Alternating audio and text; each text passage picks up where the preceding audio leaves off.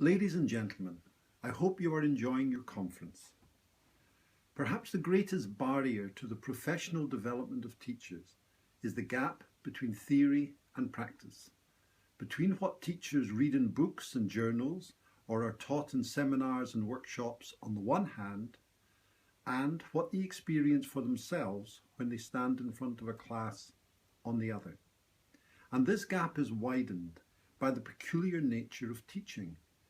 Everyone who has gone through primary and secondary school has assimilated a great deal of information about teaching and learning simply by being taught. Were we in a class with a teacher who believed in group work and who made it work for us? Were we taught by someone who always seemed to ask just the right question? Were we too frightened to speak because the teacher used to shout so much? Each such experience contributes to our notion of how a teacher should or should not behave. So we leave school with a whole set of largely unconscious assumptions about teaching and learning. And these I call our dominant methodology. And these assumptions can form a powerful barrier to changing the way we behave in the classroom. This book derives from teacher training workshops organised throughout India by the British Council over the last 25 years, and in particular from a textbook writing teacher training project run by the British Council and the Government of West Bengal.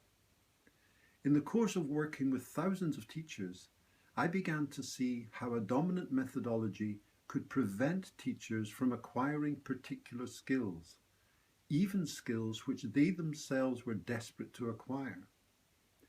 And gradually, I began to devise awareness-raising strategies which allowed teachers first to become conscious of aspects of their dominant methodology and then, as a consequence, to overcome these.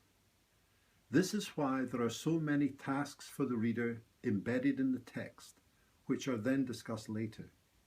I have tried to challenge the reader to bring aspects of her dominant methodology into the experience of reading the book, to make the act of reading less passive and more active, more interactive. It is my hope that this book can help to provide teachers and their trainers with a core set of principles which will enable them to create for themselves a critical stance from which they can judge how English language teaching and learning may be best achieved in their situation. Thank you.